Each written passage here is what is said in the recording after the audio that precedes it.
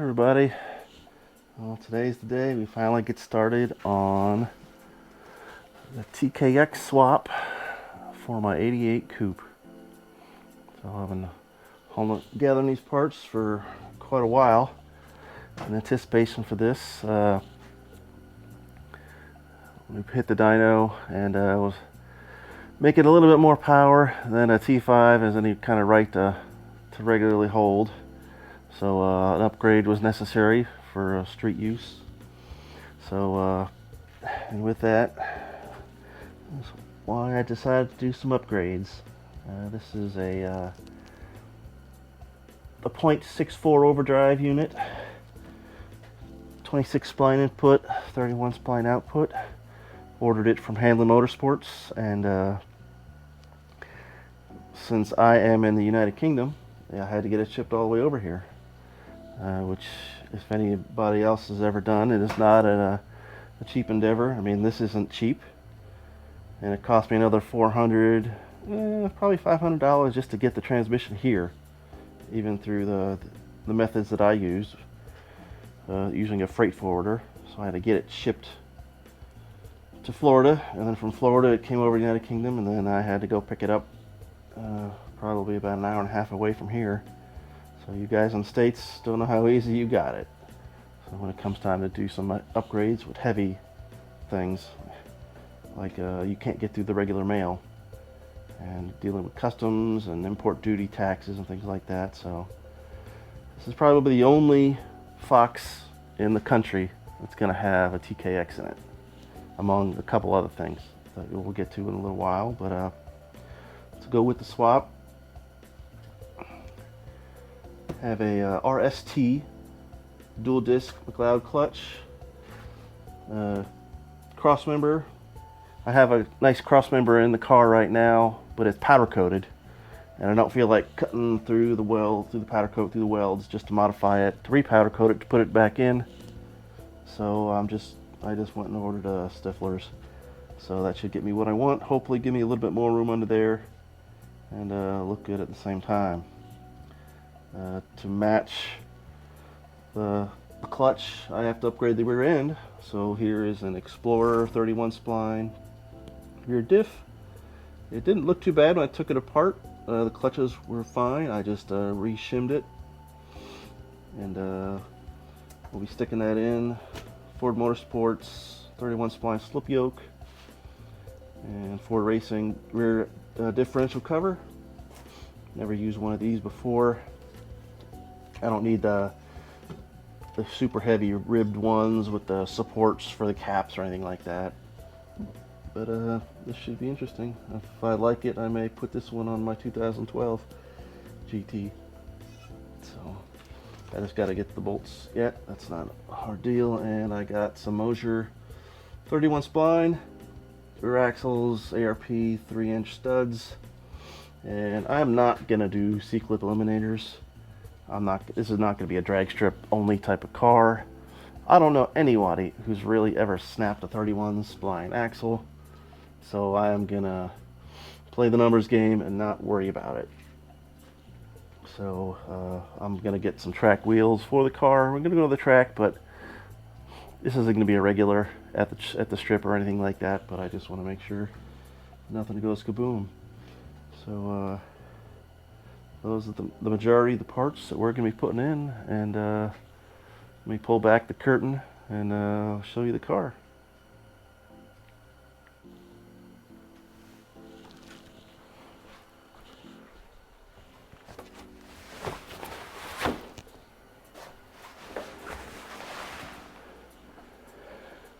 This car is coming off of a fresh 3-year restoration. Completely stripped down to the bare shell, painted on the underside as well as the top, inside, outside,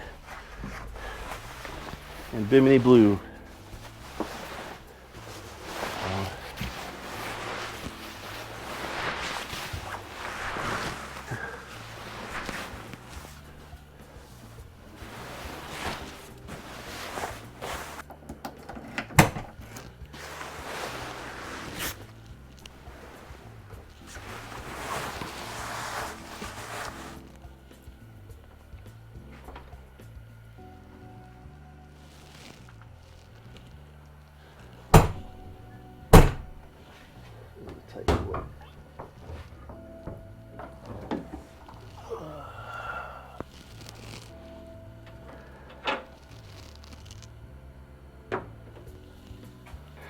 Here we have a stock bore 302. This is the original engine block from, or bottom end from this car. It had like 82,000 miles. So, in this car, when I bought it, needed a lot of work. Buying it in the UK as a project, because I got over here in 2017 and 2018. I was bored looking for something to play with, and this popped up, and I paid £2,400 for this car back then. It was a legit V8 AOD coupe imported from Canada, because this car originally had a KPH odometer in it. So I knew that I had everything to convert the car to T5, so that's what I did. I bought it. Needed body work. The paint was shot. It was red, and I'm not a red car guy, but if it needed paint, then I could paint it any color I wanted to at that point. So that's what I decided to do. It needed a roof because it had a big aftermarket sunroof cut in it, which was the big negative factor when I bought the car. But I had a friend in the States that had a parts car, and I ended up getting the roof from that car shipped over when I had all my household goods and things shipped over.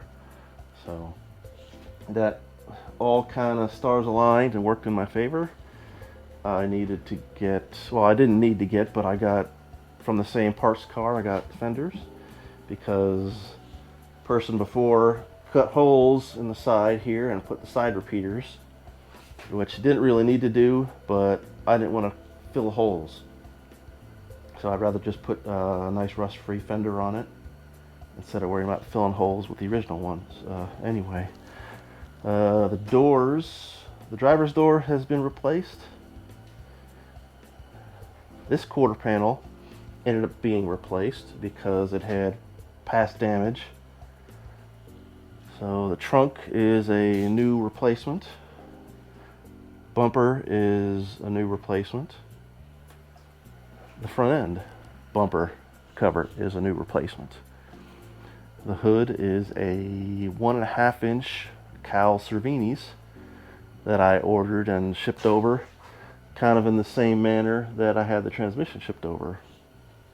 And the white hood against the wall is interesting because that is a 4-inch Cervinis Cal hood. And that, when I ordered my hood, was the first hood that showed up. So a 4-inch Cal hood showed up in a 1.5 inch Cal hood box with 1.5 inch Cal hood stickers and part numbers on it. So I was, see, 1.5 inch Cal sticker, and that is not a 1.5 inch Cal hood. So a lot of drama through Cervinis. They really, customer service sucks. But at the end of the day, I did a lot of garbage, and I had to spend more money and got the hood that I wanted for the car, which was a 1.5 inch Cal. If it would have showed up as a 2.5 inch or even 3, I probably would have used it and not had a heartburn. But you sit behind the wheel and you got a big 4-inch Cal sticking over the hood, and it's like, this isn't the look I want for the car. I wasn't going to be staring over that 4-inch Cal forever. So I made the command decision to order another hood and wait the months for it to show up. And with all the body work and stuff that was happening, it wasn't a big deal as far as time went anyway, but that's what I had to deal with. But I mean, everything has been replaced. All this stuff came out of this cover. The cover was brand new, and I just stuck it on and over the car last month, and that was the first time I've taken it off. But restored all the trim, all the weather stripping, all the mirrors. This is just condensation. So since taking the cover off. But back to the engine. So stock block, stock crank rods and pistons. So Edelbrock Performer 202 heads. I fly cut the pistons for clearance. It has a B303 cam. Real Cobra intake. It has been extrude honed. When I bought this intake, sight unseen, I had my wife go pick it up for me from a guy on Craigslist. And once I got it, I realized that dang, this thing was, somebody's been doing some work on it, and it was, sure enough, it was extrude honed. So I am more than pleased with that deal. It had 24-pound injectors and all the wiring harnesses and stuff like that on from the upper and lower intake, but I didn't use that stuff because I had to upgrade to what you got here. So this turbo kit, staring in the face, is a Helium kit. It is not an on-3. It is a 6176 turbo, so it spools fast as you can hit that throttle, is as fast as that boost comes up. So 3G alternator, a standard little set of underdrives, Mishimoto radiator. What else? It has Holley Terminator X injection. Those are Injector Dynamics 1050Xs for fuel. Just a standard adjustable regulator. A 255 Deechworks pump. I think I said dual sync distributor. Everything on the exhaust, on the tubing, it's been Cerakoted. So I did the Cerakote myself in the garage here. I had a local shop that does sandblasting and powder coating. I gave them all the tubes, and they bee blasted it for me and for prep, and then I brought it back, cleaned them, and then painted them myself. This is the air dry, and it worked. Turned out awesome. I love that stuff. I got Maximum Motorsports camber caster plates. I have a Cobra brake booster in there. I have a Team Z K-member in the front, still power steering. And I have Team Z rear suspension parts in it as well. Maximum Motorsports full-length subframe connectors. Right now, the transmission in it is a Z-Spec T5, and I'm going to be pulling that out in favor of the TKX because I want to save that transmission for a project down the road. And the wheels, 17-inch by 8 fronts, 17 by 9 rear pony wheels from LMR. Quarter windows. These are Fox Mustang Restorations masterpieces. I sent my original windows off to them, and they completely redid the rubber surrounds, and they are fantastic. I mean, you couldn't ask for anything better. So, still the original taillights, just nice and polished up.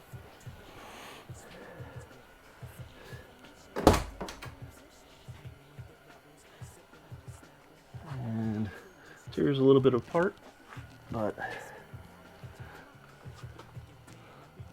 you get the idea. I'm still playing with the tuning. So it's probably one of the only seats like that you're going to ever see for a smoke with the tweed inserts in a coupe. So the back seat back is totally custom. I had them take LX inserts. They got different material and built me a new seat back based off the pattern of an original. So a new carpet, weather stripping, headliner. I got a bug on there. But the dash, I put 140 mile an hour speedometer in it and converted the kilometers to miles. So it's just for my own edification. And And if you notice, there's not anything in this car that is power. It has no air conditioning. It has no power door locks, no power mirrors, no power windows, no rear defroster. And my thing is, I had a fog light switch put in, and that is for the UK compliance for a fog light. No cruise control, radio delete, antenna delete outside, no air conditioning. And that's the way the car was originally when I bought it. I even got a reproduction sticker from Marty Auto Works to round off the rest of the car. Originally it had been undercoated, so I redid that. I redid the Ford badge. But these seats are from a GT, but they look awesome. I got a heck of a deal on those when I found them, and I couldn't have asked to find anything better. I mean, they are primo condition. So here is the project. Oh yeah, and there's MSD ignition hidden in the fender as well. And lots of little things. I have a Motorsport 90-degree adapter. I have an engine oil cooler. The cooler base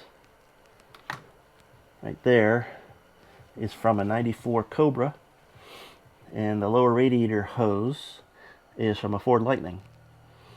And then I adapted them all together because I wanted to have an oil cooler, because the turbo, if you've ever run a turbo car, man, does it cook the oil, and it gets hot. And I wanted an oil cooler, and with the intercooler up front, there is no room for an oil cooler anywhere. So that was my solution, was to use a combination of a 94 Cobra's sandwich plate and the lower radiator hose from a Lightning. So, anything else? And just a Ford Motorsport brake bias or proportioning valve over there, because I didn't really want it hanging down here, because these tubes are going to get hot. So I'm still contemplating changing some brake stuff around in the future, but for now we're alright. And clear markers, I'll show you the lighting conversion stuff I did in a future video, but here's where we're going to start. So I borrowed some jack stands from my buddy, so I got 4 jack stands again, because half my tools are in the States in storage. And alright, I'll put you down, and I'm gonna get on with this.